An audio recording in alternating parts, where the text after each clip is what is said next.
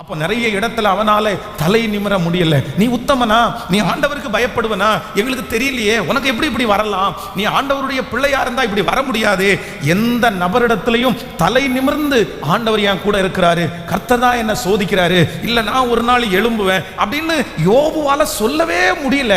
ஆனால் வேதம் சொல்லுகிறது, ஒரு நாள் கர்த்தர் அவன் இழந்த அனைத்தையும் அவனுக்கு திரும்ப தந்து அவனுடைய வேலைக்காரர்களுக்கு முன்பாய், அவனுடைய சொந்தங்களுக்கு முன்பாய் மறுபடியும் அவனுடைய தலையை கர்த்தர் நிமிர பண்ணினார். அந்த தேவனாகிய கர்த்தர் நான் நம்புகிறேன். நீங்க பயப்படவே பயப்படாதீங்க, உங்க இருதயம் கலங்கவே வேண்டாம். கர்த்தர் சொல்லுகிறார், சீக்கிரமா ஒரு நாள் வருகிறது. இந்த மாதம், இந்த ஜூன் மாதம் முடிகிறதற்குள்ள கர்த்தர் உங்களை 10 இடத்திலேயாவது உங்க தலையை கர்த்தர் நிமிர பண்ணட்டும். ஆமென். உங்கள் தலையை நிமிர பண்ணட்டும். உங்களுக்கு ஒரு அற்புதத்தை செய்து கர்த்தர் உங்கள் தலையை நிமிர பண்ணட்டும். உங்களுடைய வீட்டில் ஒரு சந்தோஷ செய்தியை கர்த்தர் கொண்டு வந்து உங்கள் தலையை நிமிர பண்ணட்டும். அந்த திருமணத்தில் உங்கள் தலை நிமிரும். உங்களுடைய குடும்பத்தில் நடக்கிற அந்த ஃபங்க்ஷன்ல கர்த்தர் உங்கள் தலைகளை நிமிர பண்ணுகிற கர்த்தர். ஆமென். எல்லாரும் கைகளை உயர்த்தி ஏசப்பாட்ட சொல்லுங்க, ஆண்டவரே என் தலை நிமிர்ந்து நடப்பதற்கு சொல்லுங்க. ஹல்லேலூயா. இனி அந்த ஜனங்களை பார்க்கும்போது நான் தலை குனிஞ்சு நான் போகக்கூடாது, நான் ஒளிஞ்சு போகக்கூடாது. ஆண்டவரே அந்த மனுஷங்களை பார்க்கறதுக்கு விருப்பமே இல்லாம நான் போயிடக்கூடாது. எப்படி இவங்க கேட்கிற கேள்விகளுக்கு நான் எப்படி பதில் சொல்லுவேன்? இவங்க இப்படி கேள்வி கேட்பாங்களே, என்கிட்ட எந்த பதிலும் இல்லையே. ஆனா இந்த மாதம் அவர்களுக்கு முன்பாக நிமிர்ந்து நின்று அவர்கள் கேட்கிற கேள்விகளுக்கு சாட்சியோடு பதில் சொல்லுவதற்கு சொல்லுங்க, ஜெபம் பண்ணுங்க. இந்த மாதம் எனக்கு பிளஸ் பண்ணி தாங்க ராஜா. இந்த மாதம் ஆண்டவரே உம்முடைய கரத்திலே இருக்கிறது. சொல்லுங்க, ஹல்லேலூயா. தேவரீர் எங்களை ஆசீர்வதிக்கிற கர்த்தர். சொல்லுங்க, தேவரீர் எங்களை உயர்த்துகிற கர்த்தர். தேவரீர் எங்கள் தலைகளை நிமிர பண்ணுகிற கர்த்தர். எங்கள் தலைகளை நிமிர பண்ணுகிற கர்த்தர். ஆமென். சொல்லுங்கள். ஒரு 3 காரியத்தை ஆண்டவருடைய துணையோடு உங்களுக்கு சொல்லி உங்களுக்காக ஜெபிப்பதற்கு ஆசைப்படுகிறேன். வாசிக்கலாம். ஒரு வசனத்தை கூட அந்த சங்கீதத்திலேயே ஒரு வசனத்தை நம்ம வாசிக்க போகிறோம். நம்முடைய தலையை ஆண்டவர் எப்படியெல்லாம் கர்த்தர் நம்மை நிமிர பண்ணுகிறார் எடுத்துக்கொள்ளலாம். நம்ம இருந்த சங்கீதத்தினுடைய 27வது சங்கீதத்தினுடைய ஸ்தோத்திரம் 6வது வசனத்தை வாசிக்கலாமா? 6வது வசனத்தை வாசிக்கலாம். 27ஆம் அதிகாரம் 6வது வசனம். இப்பொழுதும் என் தலை என்னை சுற்றிலும் இருக்கிற என் சத்துருக்களுக்கு மேலாக உயர்த்தப்படும். அதன் நிமித்தம் அவருடைய கூடாரத்திலே நான் ஆனந்த பலியிட்டு கர்த்தரை பாடி அவரை கீர்த்தனம் பண்ணுவேன். ஹல்லேலூயா. கர்த்தருடைய பிள்ளைகளே, இந்த இடத்திலே சங்கீதக்காரனாகிய தாவீது, நீங்க இன்னொரு வசனத்தை கூட வாசிக்கலாம். சங்கீதம் 27ஆம் சங்கீதத்தினுடைய 5வது வசனத்தை வாசிக்கலாமா? 27ஆம் சங்கீதத்தினுடைய 5வது வசனத்தை வாசிக்கலாம். தீங்கு நாளில் அவர் என்னை தம்முடைய கூடாரத்திலே மறைத்து என்னை தமது கூடார மறைவிலே ஒளித்து வைத்து என்னை கன்மலையின் மேல் உயர்த்துவார். அடுத்த வசனம் கூட வாசிக்கலாம். இப்பொழுதும் என் தலை என்னை சுற்றிலும் இருக்கிற என் சத்ருக்களுக்கு மேலாக உயர்த்தப்படும். ஆமென். முதலாவதாக ஆண்டவர் இந்த சங்கீதக்காரனாகிய தாவீது சொல்லும்போது என்னுடைய தலையை ஆண்டவர் எங்க உயர்த்துறார் அப்படின்னு சொன்னா, என் சத்ருக்களுக்கு மேலாக என் தலையை உயர்த்துகிற கர்த்தர். ஆமென். சொல்லுங்கள். நீங்க எல்லாம் விசுவாசிக்கணும், நீங்க எல்லாரும் நம்பணும் முழு இருதயத்தோடு. எப்படி நம்பணும் அப்படின்னு சொன்னா, நான் ஆராதிக்கிற கர்த்தர் என் தலையை எப்படி உயர்த்துவார் அப்படின்னு சொன்னா, என் சத்ருக்களுக்கு மேலாக கர்த்தர் உயர்த்துவார். ஆமென். சொல்லுங்கள். ஒவ்வொரு ஆண்டவருடைய பிள்ளைகளுக்கும் இந்த மேலான அனுபவம், மேலாக சத்ருக்களுக்கு மேலாக, நமக்கு கற்றுக் கொடுத்த ஆசிரியர்களுக்கு மேலாக, நமக்கு விரோதமாய் எழும்புகிற மனிதர்களுக்கு மேலாக, இந்த ஆசீர்வாதங்கள் கிடைக்கிற வரைக்கும் ஆண்டவருடைய பிள்ளைகள் கர்த்தரை விடவே கூடாது. இந்த மாதம் ஆண்டவர் முதல் நமக்கு கொடுக்கிற வாக்குத்தத்தம் என்னன்னா, என் தலையை சத்ருக்களுக்கு மேலாக உயர்த்த போகிறார். ஆமென். நம்ம சில நேரங்களில் நான் உயர்த்தப்பட்டால் போதும், அவங்க அளவுக்கு உயர்த்தப்படாக்கூட பரவாயில்ல, என்னுடைய சத்துருக்களுக்கு முன்னாடி நான் வெட்கப்படாமல் ஓரளவிற்கு தாக்கு பிடிக்கிற அளவிற்கு நான் இருந்தா போதும் அப்படின்னு மனசுல நினைச்சாலும் கர்த்தர் வாக்கு கொடுக்கிறார், இல்ல நான் எப்படி உன்னை உயர்த்த போகிறேன் என்றால் சத்துருக்களுக்கு மேலாக நான் உன்னை உயர்த்துவேன். ஆமென். சொல்லுங்கள். இந்த மேலான அப்படின்ற இந்த வார்த்தையை ஆண்டவருடைய பிள்ளைகள் உறுதியாய் நீங்கள் பற்றி பிடிக்கணும். யோசேப்புனுடைய சகோதரர்களை குறித்து வேதம் சொல்கிறது, அவனுடைய சகோதரர்கள் எல்லாரை பார்க்கிலும் கர்த்தர் அவனை என்ன பண்ணினார்னா ஒரு படி கர்த்தர் அவனை மேலாக வைத்தார். அவனுடைய சகோதரர்கள் எல்லாரும் வந்து தன்னுடைய சகோதரன் என்று கண்டுபிடித்து, நீ என்ன பழி வாங்கிறாத, நீங்க எங்களுக்கு விரோதமாக எழும்பிடாதீங்க, அப்பா எங்களை பத்திரமா பாதுகாக்க சொன்னாரு.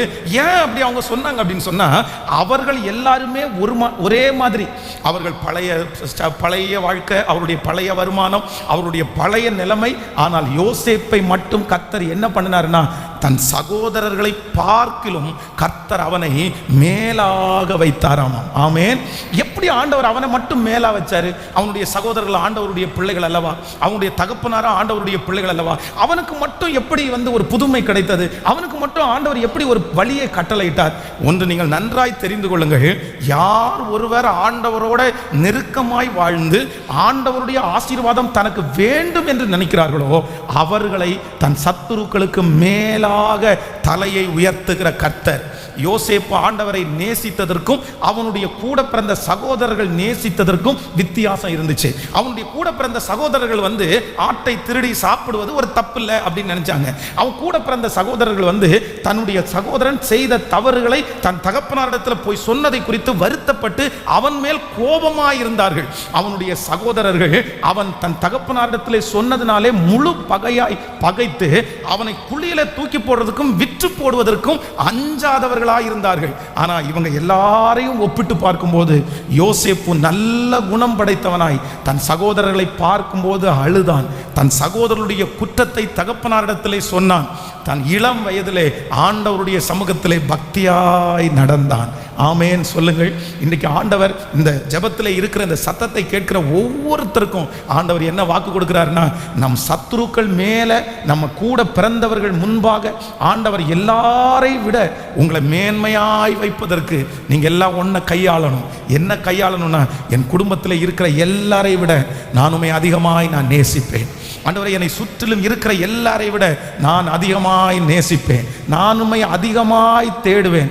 முதலாவது தேவனுடைய ராஜ்யத்தையும் அவருடைய நீதியையும் தேடுங்கள், அப்பொழுது இவைகளெல்லாம் உங்களுக்கு கூட கொடுக்கப்படும். இந்த மாதத்திலே எத்தனை பேர் ஆண்டவரை தேடுகிறார்களோ அதை விட பல மடங்கு அதிகமாய் நான் நம்புறேன். ஆண்டவருடைய நாமத்திற்காய் காண்பித்த அன்புள்ள பிரயாசத்தை மறந்து விடுவதற்கு அவர் அநீதி உள்ள தேவன் அல்ல. ஹல்லேலூயா. ஒவ்வொருத்தரும் என்ன பண்ணணும்னா, அவர்களை விட சில ஆசீர்வதிக்கப்பட்டவர்களை, சில ஆண்டவரோட நடக்கிறவர்களை கர்த்தர் நமக்கு முன்பாக காண்பிக்கும் போது ஆண்டவருடைய பிள்ளைகளுக்கு ஒரு ஆசை வரணும். என்ன ஆசை அப்படின்னா, இவர்கள் ஆண்டவரை நேசிக்கிறதை விட நான் ஒரு படி அதிகமாய் நேசிப்பதற்கு. கைகளை அசைத்து ஒரு ஹல்லேலூயா. பேதுருவை குறித்து வேதம் சொல்லுகிறது, ஆண்டவர் முதல் விஷயம் அவனிடத்தில் கேட்கிறார், நீ என்னை நேசிக்கிறாயா அப்படின்னு கேட்கிறார். உடனே அந்த தேவ மனுஷன் சொல்லுகிறார், ஆண்டவரே நானுமே நேசிக்கிறேன். உடனே ஆண்டவர் என்ன பொறுப்பு கொடுப்பாருன்னா, சரி நீ என்னுடைய ஆட்டுக்குட்டிகளை மேய்ப்பாயாக. அடுத்த விஷயம் ஆண்டவர் கேட்கிறார், நீ என்னை இவைகள் எல்லாவற்றை பார்க்கலும் நீ என்னை அதிகமாய் நேசிக்கிறாயா? உடனே அந்த மனுஷன் சொல்லுகிறான், ஆண்டவர் இரண்டாம் தரம், அதாவது 21ஆம் அதிகாரத்தினுடைய 16வது வசனம், இரண்டாம் தரம் அவன், யோவான் சுவிசேஷம், இரண்டாம் தரம் அவர் அவனை நோக்கி, யோனாவின் குமாரனாகிய சீமோனே, நீ என்னிடத்தில் அன்பாய் இருக்கிறாயா என்றான். அதற்கு அவன், ஆம் ஆண்டவரே, உம்மை நேசிக்கிறேன் என்பதை நீர் அறிவீர், அவர் என் ஆடுகளை மேய்ப்பாயாக என்றான். கவனிங்க, எல்லாரும் கவனமாய் கவனிங்க. இவன் ஒவ்வொரு டைமும் ஆண்டவரை நேசிக்க நேசிக்க அவனுக்கு கொடுக்கப்படுகிற பொறுப்புகள் என்ன ஆகுது அப்படின்னா, அப்படியே பெருசாயிட்டே போகுது. ஆமேன் சொல்லுங்கள் பார்க்கலாம். நான் நம்புகிறேன், இந்த பலிபீடத்திலிருந்து சொல்லுகிறேன், நீங்க ஆண்டவரை நேசிக்க நேசிக்க உங்களுக்கு ஆண்டவர் உங்க கையின் மேல கொடுக்க போகிற பொறுப்பு அதிகமான பொறுப்பா இருக்கும். நீங்கள் பரிசுத்தமாய் வாழ வாழ வாழ அதற்கு முடிவில்லை. வேதம் சொல்லுகிறது, பரிசுத்தம் உள்ளவன் இன்னும் பரிசுத்தமாகட்டும், நீதி செய்கிறவன் இன்னும் நீதி செய்யட்டும். அப்போ உங்களுடைய வாழ்க்கையில அதுல ஒரு உயர்வு வர வர நீங்க ஒன்றும் கவலைப்பட வேண்டாம். உங்களை சுற்றி இருக்கிற அனைத்திலையும் உங்கள் தலையை கர்த்தர் உயர்த்துவேன் என்று வாக்கு கொடுக்கிறார். எல்லாரும் இப்ப என்ன ஜெபிக்க போறோம்னா, ஆண்டவரே என் சத்துருக்களுக்கு முன்பாய் என் தலை உயர்த்தப்படுவதற்கு நான் என்ன பண்ண போறேன்னா, எல்லாரை காட்டிலும் ஒரு படி உம்மை அதிகமாய் நேசிக்க போகிறேன். விசுவாசிக்கிறீங்களா இல்லையா? இந்த வசனத்தை நம்ம வாசிச்சோமே, ஃபர்ஸ்ட் ஃபர்ஸ்ட் சொல்லும்போது சொல்றாரு, என் ஆட்டுக்குட்டிகளை மேய்ப்பாயாக. அடுத்து சொல்றாரு, என் ஆடுகளை மேய்ப்பாயாக. அப்படியே ஆசீர்வாதம் வந்துட்டே இருக்குது. இந்த மாதம் முழுக்க ஆண்டவர் உங்களை எப்படி நடத்த போறாருன்னா, அவருடைய பரிசுத்தத்திலேயே உங்களை நடத்த போகிறார். சொல்லுங்க பார்க்கலாம், கைகளை உயர்த்தி. இந்த 6வது மாதத்திலே தேங்க்யூ ஜீசஸ், கர்த்தர் பூமியின் மேல் நிற்கிறார். பூமியின் மேல் நிற்கிறார். 6வது மாதம், இந்த வருடத்தினுடைய நடு மாதம். ஆமென். இனி பாதி மாதங்கள் இருக்கின்றன. இந்த வருடம் முடிவதற்கு பாதியை நாம் கடந்து விட்டோம். இதற்கு மேல கர்த்தரிடத்தில் சொல்றோம், ஆண்டவரே இந்த மாதம் என்னுடைய ஆவிக்குரிய வாழ்க்கையில் ஒரு பெரிய வளர்ச்சி. நான் எல்லாரை பார்க்கலும் ஸ்தோத்திரம், எல்லா மாதத்தை விட இந்த மாதம் நான் உம்மை நேசிப்பேன், நான் உம்மோடு கூட வாழுவேன். ஆண்டவரே என்னுடைய பொருத்தனைகளை எல்லாம் நான் செலுத்துவேன், நிறைய வேதம் வாசிப்பேன். ஆண்டவரே அந்த பாக்கியத்தை கர்த்தர் என்னுடைய தலையின் மேல் வைப்பீராக. இப்பொழுது வாஞ்சையையும் விருப்பத்தையும் உண்டு பண்ணுகிற கர்த்தர் அதை எங்களுக்கு செய்கிறதற்காக உமக்கு ஸ்தோத்திரம். ஹல்லேலூயா. தாவீதை குறித்து வேதம் சொல்கிறது, தாவீதிற்கும் அவனுடைய சகோதரர்களுக்கும் வித்தியாசம் இருந்துச்சு. எப்படி வித்தியாசம் இருந்துச்சுன்னா, ஒன்னே ஒண்ணுதான். தாவீதுனுடைய சகோதரர்களை பார்க்கிலும் அதிகமாய் ஆண்டவரை நேசிச்சது யாருன்னா, தாவீது தான் நேசித்தான். தாவீது தான் நேசித்தான். தாவீது தான் ஆண்டவரோட நடந்தான். அதனால எல்லாரை பார்க்கலும் கர்த்தர் அவனை கனம் பொருந்தியவனாய் மாற்றினார். யாபேசை குறித்து வேதத்தில் வாசிக்கிறோம், யாபேஸ் தன் சகோதரர்களை பார்க்கலும் கனம் பொருந்தியவனாய் மாறினார். எப்படி யாபேஸ் ஒரு அம்மாவுடைய வயிற்றுல பிறந்துட்டு ஒருத்தர் குறைஞ்சும் ஒருத்தர் சின்னதாகவும் எப்படி இருக்க முடியும்? அப்படி இருக்க முடியாது. அவனுடைய தாய் அவனை பெற்றெடுக்கும் போது துக்கத்தோடு பெற்றெடுத்தார்கள். காரணம் என்ன அப்படின்னு சொன்னா, யாபேசனுடைய முன்பு பிறந்த சகோதரர்கள் யாருமே நல்லா இல்ல, யாருமே நல்லா வரல. அப்போ இவனுக்கும் அப்படிதான் நடக்கும், என்னுடைய பிள்ளைங்க எல்லாருமே ஒன்றும் இல்லாம இருக்கிறாங்க. ஆனா யாபேஸ் ஒன்று அறிந்து கொண்டான், என் சகோதரர்களை பார்க்கலும் நான் ஆண்டவரை நேசிப்பேன் சொல்லுகிறான். தேவரீர் உம்முடைய கரம் என்னோடு கூட இருந்து என்னை ஆசீர்வதிக்கட்டும் என்று கர்த்தரிடத்திலே வேண்டிக் கொண்டான். அவன் வேண்டிக் கொண்ட பிரகாரமாகவே கர்த்தர் அவன் சகோதரர்களை பார்க்கலும் அவனை பெரியவனாக்கினார். ஆமென். உங்களுடைய மனசுக்குள்ள ஒருவேளை அண்ணனும் அப்படிதான் இருக்கான், என் தம்பியும் அப்படிதான் இருக்கிறான், என் குடும்பத்தில் இருக்கிற எல்லாருமே அப்படிதான் இருக்கிறாங்க. எல்லாருமே அப்படி இருக்கும்போது நான் மட்டும் எப்படி பாஸ்டர், நான் மட்டும் எப்படி உயர முடியும், நான் மட்டும் எப்படி வளர முடியும்? ஆனா ஒன்று நினைத்துக் கொள்ளுங்கள், கண்டிப்பாக நிச்சயமாக நீங்க மட்டும் அவர்கள் எல்லாரை விட ஆண்டவரை உறுதியாய் பிடிப்பீர்களே ஆனால் அவர்கள் எல்லாரை காட்டிலும் கர்த்தர் உங்களை வெற்றி சிறக்க பண்ணுகிற கர்த்தராய் இருக்கிறார். உங்கள் மத்தியிலே கர்த்தர் தனிமையா இருக்கிறதை சகல பேரும் கண்டுகொள்வார்கள். ஒரு தாயினுடைய வயிற்றிலே பிறந்திருந்தாலும் கர்த்தரை அதிகமாய் நேசிக்கிறவர்களுக்கு ஒரு வித்தியாசம் நிச்சயமாய் உண்டாகும். ஹல்லேலூயா. எத்தனை பேர் பொருத்தனை எடுக்க போறீங்க? நான் என்ன பண்ண போறேன்னா, எல்லாரை பார்க்கிலும் எல்லாரை பார்க்கிலும் ஆமென், என்னை சுற்றி இருக்கிற எல்லாரை பார்க்கிலும் என் தலையை உயர்த்துகிற கர்த்தர், என் தலையை ஆண்டவர் உயர்த்தணும்னா எல்லாரை விட நான் எப்படி நேசிக்கணுமா? ஆண்டவரை உண்மையாய் நேசிக்கணும்.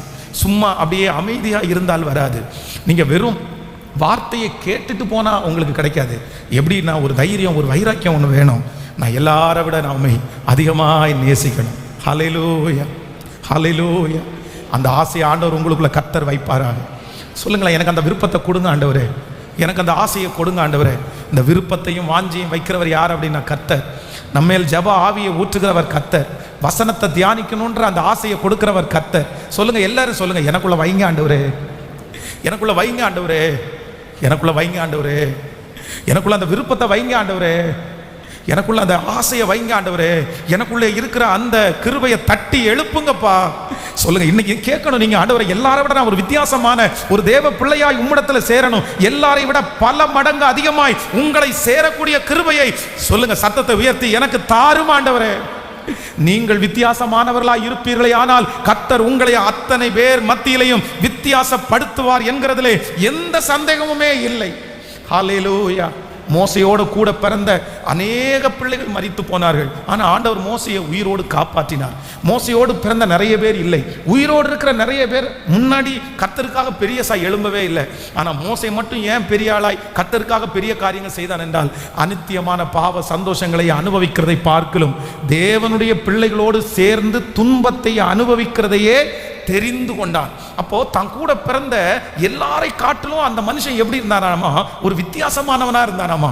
அதனால ஆண்டவர் என்ன பண்ணார்னா, அவனையும் எல்லாருக்கும் முன்பாகவும் வித்தியாசமானவனாய் கர்த்தர் அவனை மாற்றினார். ஆண்டவருடைய பிள்ளைகளை, சீக்கிரமாய், அதுவும் இந்த மாதம் முடிகிறதுக்குள்ளே உங்களை சத்துருக்களுக்கு முன்பாய் உங்கள் தலையை உயர்த்த போகிறார். உங்கள் சகோதரர்களுக்கு முன்பாய் கர்த்தர் உங்கள் தலையை உயர்த்த போகிறார். கர்த்தர் வாக்கு கொடுக்கிறார், நீ என்னிடத்தில் வாஞ்சையா இருக்கிறபடியினால் நான் உன்னை விடுவிப்பேன், நீ என் நாமத்தை அறிந்திருக்கிறபடியினால் உன்னை நான் நல்ல கரங்களை மேல தட்டி ஹல்லேலூயா ஹல்லேலூயா, என்னை ஆசீர்வதிக்கிறவர் கர்த்தர். ஹல்லேலூயா. நான் வேதாகம கல்லூரியிலே படிக்கும்போது என்னோடு கூட சேர்ந்து ஒரு ஊழியக்காரர் படித்தார். பொதுவாக பைபிள் காலேஜ் வருகிறவர்கள் எல்லாரும் ரட்சிக்கப்பட்டு வருவாங்க அப்படின்னு சொல்ல முடியாது. சிலர் அங்கு வந்துதான் பைபிள் காலேஜ் வந்ததற்கு பிறகு ரட்சிக்கப்படுகிறவர்கள் கூட இருக்கிறார்கள்.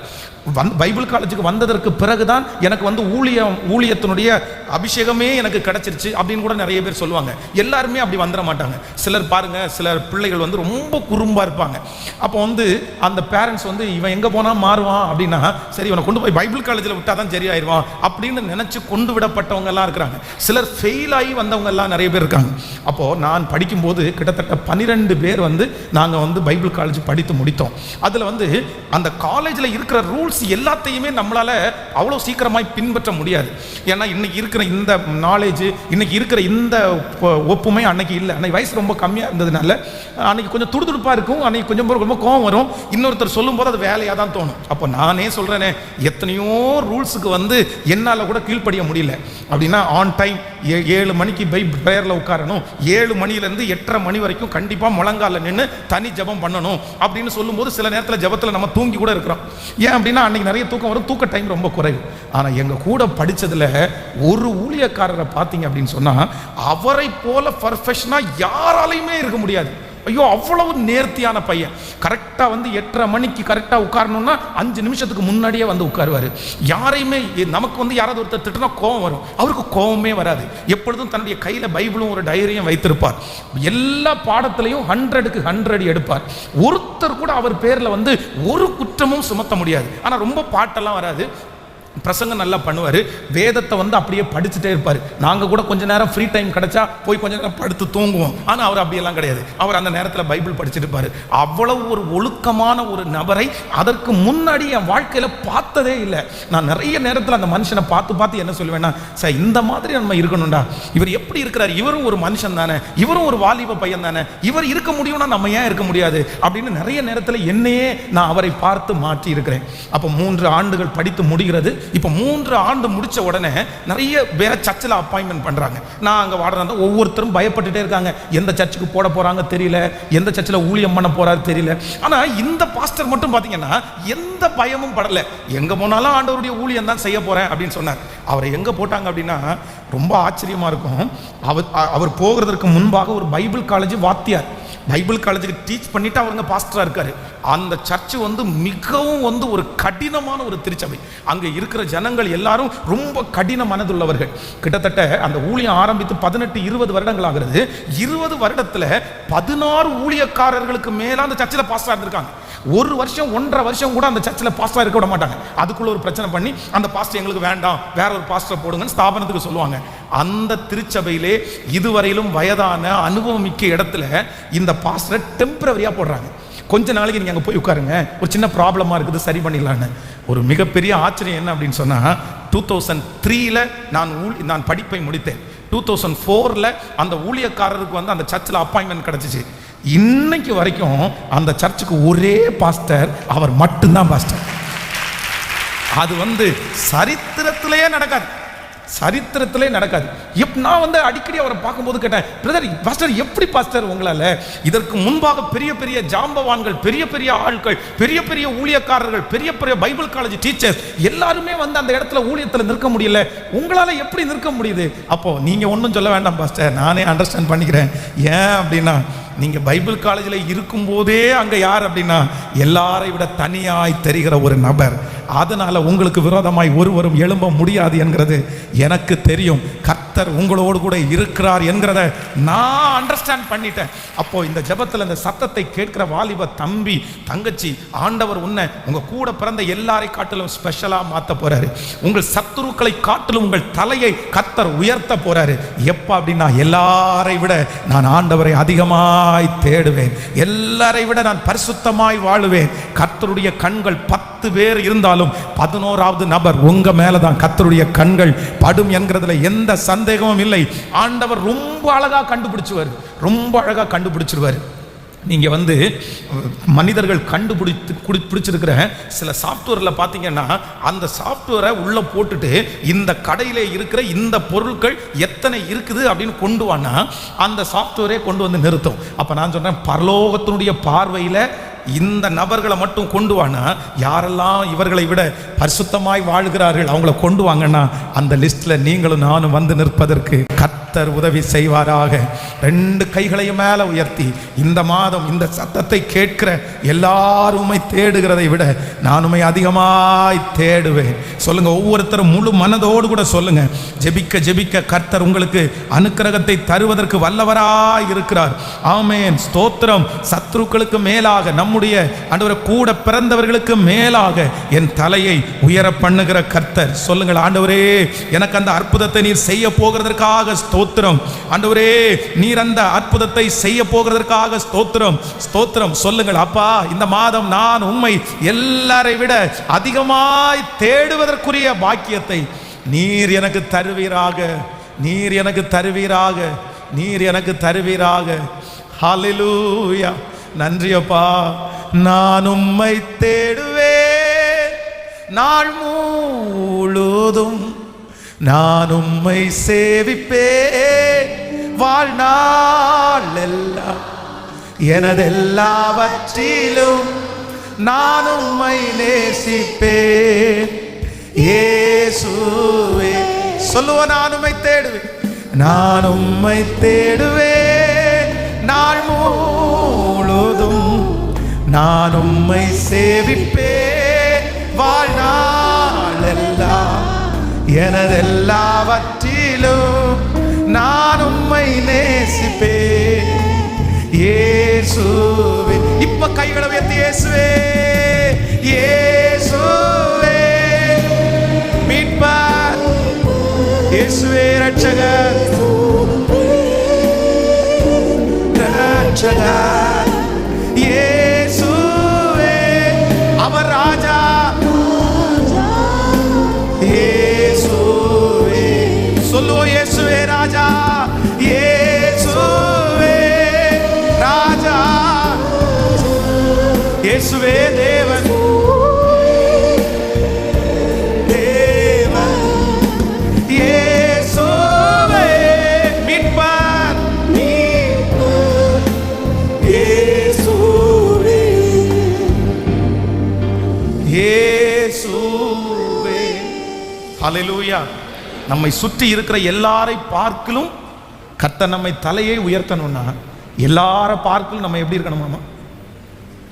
சொல்லுங்க, எல்லாரை பார்க்கலும் கண்டிப்பா நீங்க வித்தியாசமா தான் இருக்கும்.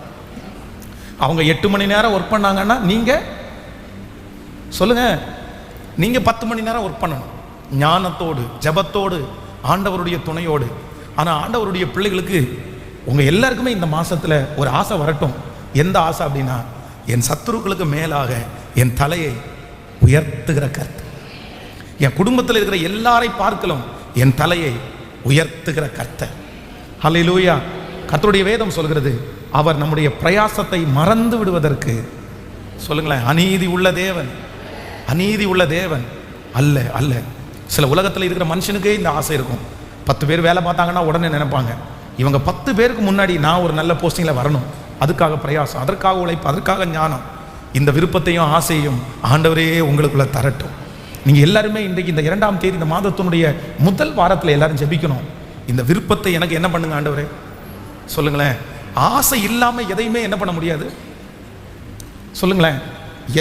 நம்முடைய பிள்ளைகளை கூட பாருங்களேன், சில பிள்ளைகளை படிக்க சொல்லவே வேண்டாம், அவங்க என்ன பண்ணிடுவாங்க, அவங்க படிச்சிருவாங்க. அவங்களுக்கு இன்ட்ரெஸ்ட், அவங்களுக்கு பிடிக்கும். அவங்களுக்கு மற்றவங்களுக்கு முன்னாடி இந்த மாதிரி ஃபெயில் ஆகிட்டோம் அடி வாங்குறதெல்லாம் பிடிக்காது, அவங்களுக்கு பிடிக்கும். ஆனால் சில பிள்ளைகளை பாருங்க, எவ்வளவு போட்டு நச்சு பண்ணினாலும் அவங்களுக்கு என்ன பண்ணாது. ஆனால் இந்த வாலிப பிள்ளைங்கள்லாம் நிறைய பேர் இருப்பாங்க. நிறைய அம்மாங்களுக்கு இந்த வாலிப பிள்ளைங்க சமைக்கணும்னு ஆசையாக இருக்கும். இந்த பிள்ளைங்க என்ன பண்ணுவாங்க தெரியுமா? நிறைய பேர் இப்போ இந்த யூடியூப்பில் பார்த்து நான் சிக்கன் சமைக்கிறேன், நான் ஆம்லேட் போடுறேன் அப்படின்னு போடுவாங்க.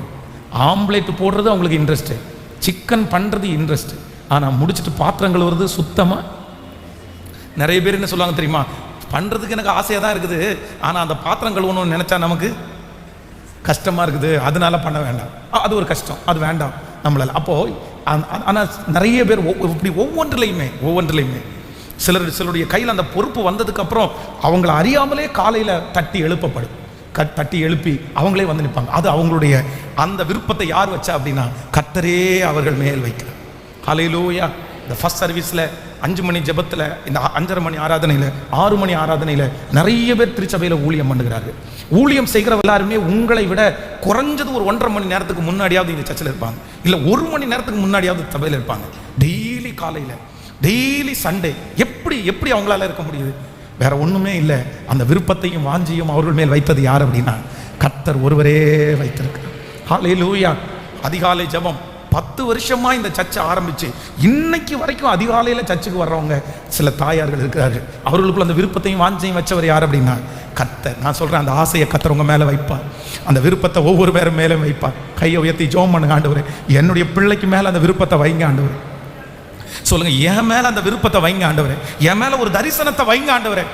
இப்போ அந்த தரிசனம் ஒரு இடத்துல உங்களை உட்கார வைக்காது. அந்த தரிசனம் உங்களை கொட்டி உட்கார வைக்காது. அந்த தரிசனம் சகலத்தையும் மேற்கொண்டு உங்களை நிற்க வைக்கும்.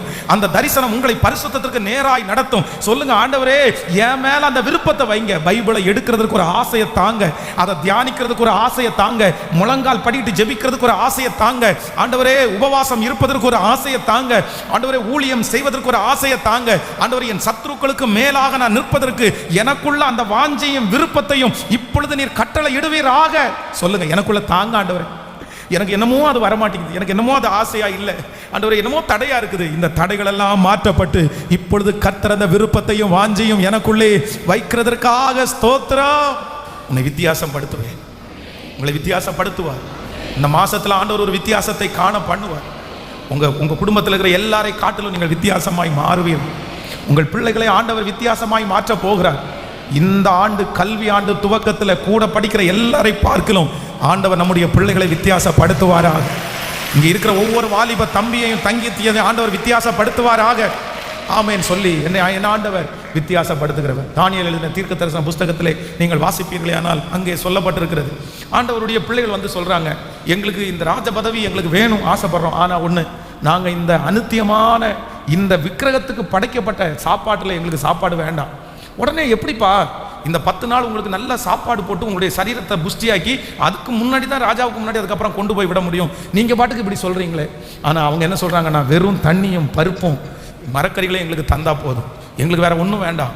அந்த 10 நாட்கள் தொடர்ந்து நீங்க இப்ப பாருங்களேன், நம்மவே நான்வெஜ் டெய்லி ரெகுலரா சாப்பிட்டு இருக்கிறவங்க ஒரு 10 நாட்கள் நான்வெஜ்ஜை நிப்பாட்டிட்டாங்கன்னு வைங்களேன், நம்ம நிறைய பேருடைய உடம்புல வித்தியாசம் தெரியும். நம்ம உடம்பு குறைஞ்சிருக்கும், நம்ம உடம்பை வந்து நிறைய பேர் வித்தியாசத்தை பார்ப்பாங்க. ஆனால் அந்த 10 நாட்களும் எங்களை சோதிச்சு பாருங்க, சோதிச்சு பார்த்ததற்கு பிறகு என்ன நடந்துச்சு அப்படின்னு சொன்னால் 10 மடங்கு அவங்க டவுன் ஆகலை, 10 மடங்கு கர்த்தர் அவர்களை இன்னும் அதிகமாய், அதான் தானியேல் 1ஆம் அதிகாரம் 16வது வசனத்திலே, ஆகையால் மெல்ஸ்தாத்தார் அவர்கள் புசிக்க கட்டளையான போஜனத்தையும் அவர்கள் குடிக்க கட்டளையான திராட்சரசத்தையும் நீக்கி வைத்து அவர்களுக்கு பருப்பு முதலானவைகளை கொடுத்தான். அடுத்த 17வது வசனம், இந்த 4 வாலிபரும் தேவன் சகல எழுத்திலையும் ஞானத்திலையும் அறிவிலையும் சாமர்த்தியத்தையும் கொடுத்தார். தானியேலை சகல தரிசனங்களையும் சொப்பனங்களையும் அறியத்தக்க அறிவுள்ளவனாய் மாற்றினார். ஜெபிக்க போறீங்களா? எத்தனை பேர் ஜெபிக்க போறீங்க? என்னை தேறினவனா, என்னை வித்தியாசப்படுத்துகிற கர்த்தர். என்னமோ ஒரு ஆவியானுடைய பெரிய மகிமை ஊற்றப்படுகிறத நான் பார்க்குறேன். இந்த மாதத்தில் ஊற்றப்படுகிறத பார்க்குறேன். இந்த 6வது மாதம் ஒரு ஸ்பெஷலான மாதம். இந்த ஒரு வார்த்தையை ஆண்டவர் என்னுடைய இருதயத்தில் திரும்ப திரும்ப ஆணித்தரமாக சொல்லிட்டே இருக்கிறாரு. நான் அடுத்த வார்த்தைக்கு நேராக கூட கடந்து போகலை, நான் இந்த வார்த்தை சொல்கிறேன். இல்லை, உங்களை ஆண்டவர் ஸ்பெஷலாக மாற்றுவேன்னு கர்த்தர் வாக்கு கொடுக்கும். இன்னைக்கு எல்லாரை விட பின்தங்கிய நிலைமையில் நீங்கள் இருக்கிறீங்க பிரதர். எல்லாரும் உங்களை பார்த்து எல்லாருக்கும் முன்னாடி நிற்க முடியாத அளவுக்கு தலை குனிஞ்சு போறீங்க. நீங்கள், நான் இந்த நிலைமை ஆயிட்டேனே, என் பிள்ளை இந்த நிலைமை ஆயிட்டாங்களே, என் குடும்பத்தில் இருக்கிற எல்லாருமே நல்லா இருக்கிறாங்களே, என் குடும்பம் மட்டும் ஏன் இப்படி இருக்குது, என் பிள்ளைங்க மட்டும் ஏன் இப்படி இருக்கிறாங்க, நான் மட்டும் ஏன் இப்படி இருக்கிறேன், என் கூட படிக்கிற எல்லாருமே நல்லா இருக்கிறாங்க, நான் மட்டும் இப்படி ஆயிட்டேனே, என் கூட வேலை செய்கிற எல்லாருமே நல்லா இருக்கிறாங்க, நான் மட்டும் இப்படி ஆயிட்டேனே. ஆனால் ஆண்டவர் இன்றைக்கு தெளிவாய் வாக்கு கொடுக்கிறார். இல்லை, நான் உன்னை தட்டி எழுப்ப போகிறேன், நான் உன்னை மாற்ற போகிறேன். ஒரு நாள் உன் சத்துருக்களுக்கு முன்பாக, உன்னை சுற்றி இருக்கிற அத்தனை பேருக்கு முன்பாகவும் உன்னை ஸ்பெஷலான ஒரு ஆளாய் நான் நிறுத்துவேன், உன்னை விலையேற பெற்ற மகனாய் நான் நிறுத்துவேன், உன்னை வித்தியாசமான ஒரு கருவியாய் நான் நிறுத்துவேன். ஓ ஹல்லேலூயா! ஒரு வித்தியாசத்தை நீங்கள் பார்க்க போகிறீர்கள். இது தீர்க்க தரிசனமான வார்த்தை. இதை நம்புறவர்களுக்கு அப்படியே நடக்க போகிறது. இதை நம்புறவர்களுக்கு அப்படியே கர்த்தர் செய்ய போறாரு. ஆமென், ஆமென், ஆமென். ஜெபம் பண்ணிக்கொண்டே ஹல்லேலூயா. அந்த சத்துருடைய கிரியைகள் எல்லாம் அழிக்கிற எங்கள் தேவனாகிய கர்த்தர், எங்கள் தேவனாகிய கர்த்தர் ஹல்லேலூயா, என்னை என் சகோதரர்களுக்கு நடுவாய் என் தலையை உயர்த்துகிற ஒரு கர்த்தர். நம்பர் 1, முதலாவது என் சத்துருக்களுக்கு மேலாய் என் தலையை உயர்த்துகிற கர்த்தர். நம்பர் 2, என் சகோதரர்களுக்கு மேலாய் என் தலையை உயர்த்துகிற கர்த்தர். மூன்றாவதாக ஒரு பெரிய ஆசீர்வாதம், எனக்கு கற்றுக் கொடுத்தவர்களை காட்டிலும் என் தலையை உயர்த்துகிற கர்த்தர். அப்படின்னா என்னை பார்க்கலும் தேறினவர்களை காட்டிலும் என் தலையை உயர்த்துகிற ஒரு கர்த்தர். ஒரு வசனத்தை கூட நம்ம வாசிக்கலாம். ஆமென். 27வது சங்கீதத்தினுடைய 14வது வசனத்தை கூட வாசிக்க போறோம். 27ஆம் சங்கீதம் 14வது வசனத்தை வாசிக்கலாம். 27:14.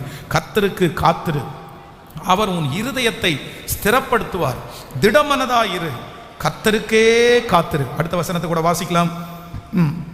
என் கண்மலையாகிய கர்த்தாவே, உம்மை நோக்கி கூப்பிடுகிறேன், நீர் கேளாதவர் போல மௌனமாயிராதே. நீர் மௌனமாயிருந்தால் நான் குழியில் இறங்குறவர்களுக்கு ஒப்பாவேன். ஆமென். இன்னொரு வசனத்தை கூட வாசிக்கலாம்.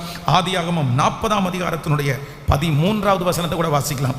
ஆதியாகமம் 40ஆம் அதிகாரத்தினுடைய 13வது வசனம். 3 நாளைக்குள்ளே பார்வோன் உன் தலையை உயர்த்தி உன்னை மறுபடியும் உன் நிலையிலே நிறுத்துவார். முன்னே அவருக்கு பானம் கொடுத்து வந்த வழக்கத்தின்படியே பார்வோனின் பாத்திரத்தை அவன் கையிலே கொடுப்பாய். இதுதான் அதன் அர்த்தம் என்று சொன்னதும் அன்றி, நீ வாழ்வடைந்திருக்கும் போது என்னை நினைத்து என்மேல் தயவு வைத்து என் காரியத்தை பார்வோனுக்கு அறிவித்து இந்த இடத்திலிருந்து என்னை விடுதலையாக்க வேண்டும் என்றான். கர்த்தருடைய பிள்ளைகளை, இந்த இடத்திலே யோசேப்பு சிறைச்சாலையிலே இருக்கும்போது அங்கே 2 பேர் அரண்மனையிலே வேலை செய்கிறவர்கள் அவங்க சிறைச்சாலையிலே அடைக்கப்படுகிறார். அவர்கள் செய்த ஒரு குற்றம் கண்டுபிடிக்கப்பட்டு அவர்களை விசாரிக்கிற வரையிலும் சிறைச்சாலையிலே அடைக்கப்பட்டிருக்கிறாங்க. உங்களை விசாரிச்சுட்டு இருக்கிறோம், தப்பு யாரு பண்றது அப்படின்றத கண்டுபிடிச்சதற்கு பிற்பாடு இவங்க 2 வேலைக்காரர்கள். ஒன்று வேதம் சொல்கிறது, நல்லா கவனிங்க. ஒருத்தனுக்கு என்ன வேலை அப்படின்னா சுயம்பாய்களின் தலைவன், இன்னொருவருக்கு என்ன அப்படின்னு சொன்னா பானபாத்திரக்காரன். கவனிங்கள், ஒருத்தனுக்கு சுயம்பாய்களின் தலைவன், இன்னொருத்தன் பானபாத்திரக்காரன். அப்போ இவங்க 2 பேருக்கு 2 வேலை இருக்குது. ஒருத்தனுடைய கையில திராட்சரசத்தை ராஜாவுக்கு கொடுக்கிற வேலை. அப்படின்னா அந்த திராட்சரசத்தை கொடுக்கிறது என்றால் ராஜாவுக்கு ரொம்ப முதன்மையானது. ஸோ அது திராட்சரசம் என்கிறது ஆவிக்குரிய வாழ்க்கையோட கனெக்ட் பண்ணப்பட்டிருக்கிறது. ஆனால் இன்னொருத்தருக்கு வேலை என்ன அப்படின்னா தன்னுடைய சுயத்தின் மூலமாய் அவரே ப்ரிப்பரேஷன் பண்ணுகிறது. ஒருத்தன் சார்ந்திருக்கிற ஒன்று, இன்னொன்று சுயமாய். இந்த 2 பேர், இந்த 2 பேருக்கு இப்பொழுது ஒரு கடைசியாக ஒரு சொப்பனம் பார்த்து 2 பேருமே பதில் சொல்கிறாங்க. அப்போ ஒருத்தனை பார்த்து யோசேப்பு சொல்கிறாரு, நீ கவலைப்படாத, இன்னும் 3 நாளைக்குள்ள ராஜா உன் தலையை உயர்த்தி நீ எந்த இடத்திலிருந்து எடுக்கப்பட்டாயோ அதே இடத்துல உன் தலையை எல்லாருக்கும் முன்னாடியும் ராஜா உயர்த்துவார் அப்படின்னு அந்த மனுஷனிடத்துல சொல்றாங்க. நான் நம்புறேன், நம்முடைய தலையை ஆண்டவர் உயர்த்த போறார். நம்முடைய தலையை ஆண்டவர் உயர்த்த போறார். நம்பர் 1, சத்துருக்களுக்கு முன்பாக உங்கள் தலையை கர்த்தர் உயர்த்த போறார். ஆமென். உங்களை சுற்றி இருக்கிற உங்கள் கூட பிறந்த எல்லாருக்கும் மேலாய் கர்த்தர் உங்கள் தலையை உயர்த்த போறார்.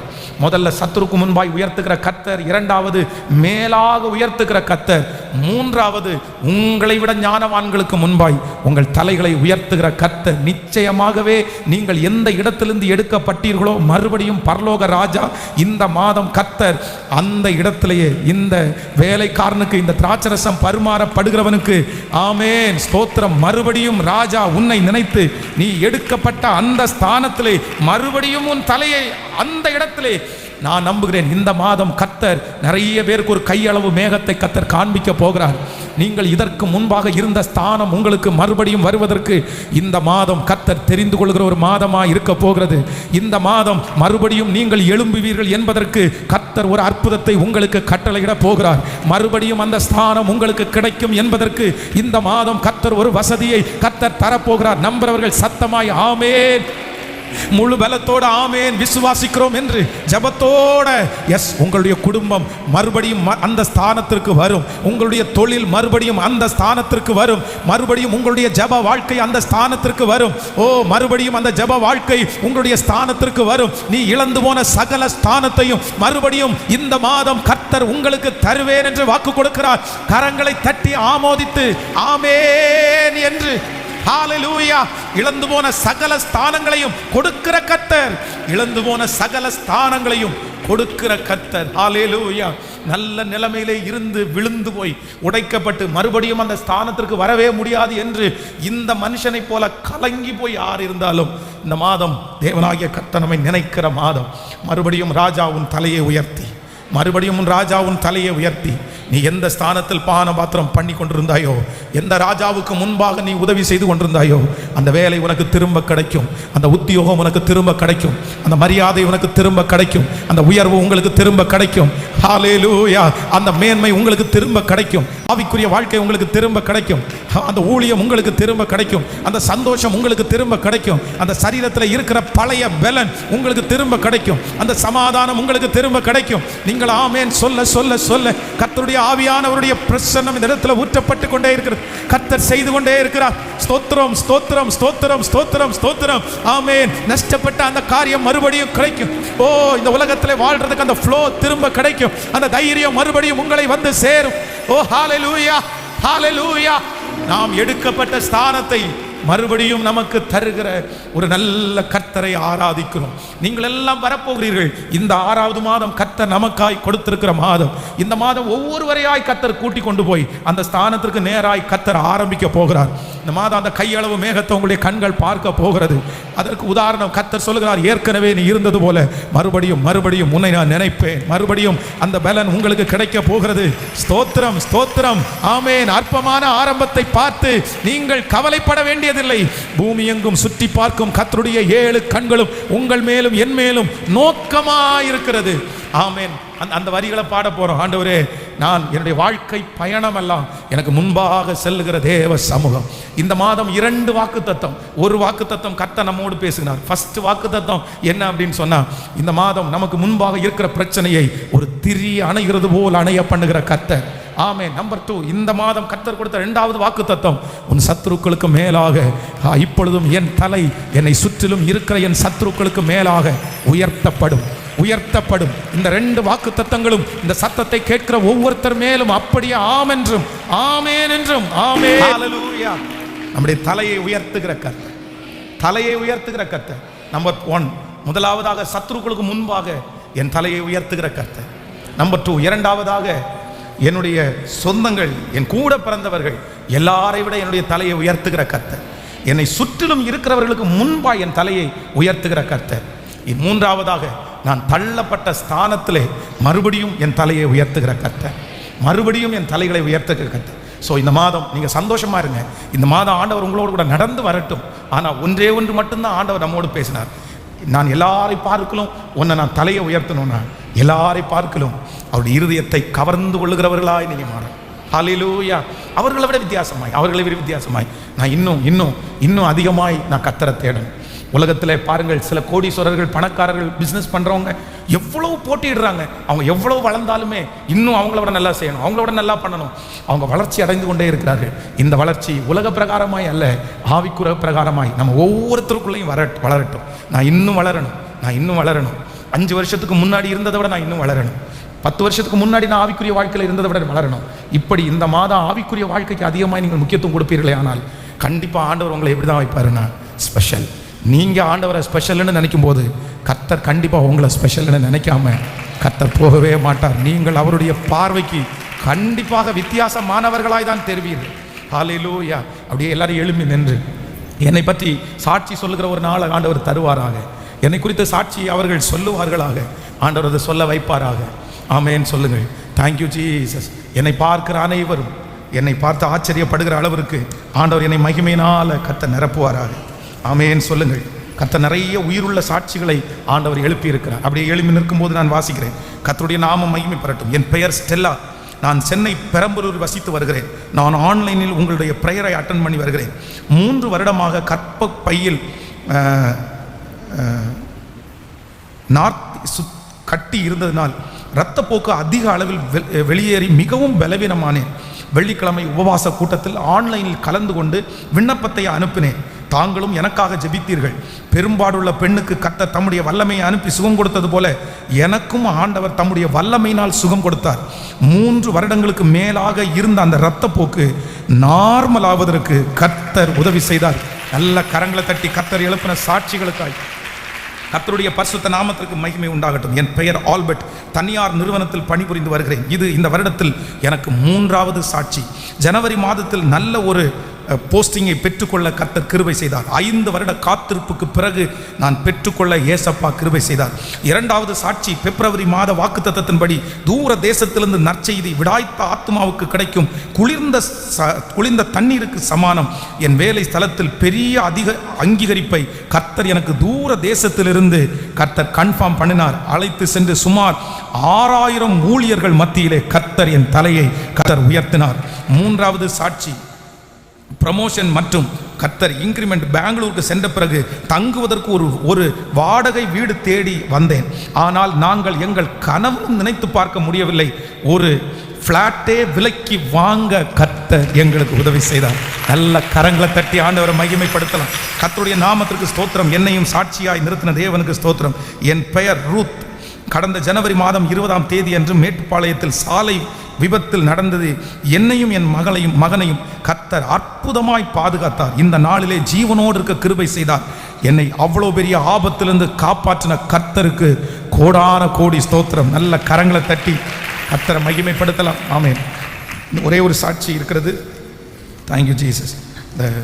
ஏற்கனவே ஒரு சாட்சி. கர்த்தருடைய ஸ்தோத்திரம் மகிமை உண்டாகட்டும். என் பெயர் ஜோபு. நான் பல் மருத்துவம் பயின்று வருகிறேன். கடந்த மார்ச் மாதம் எனக்கு இறுதி தேர்வு நடந்தது.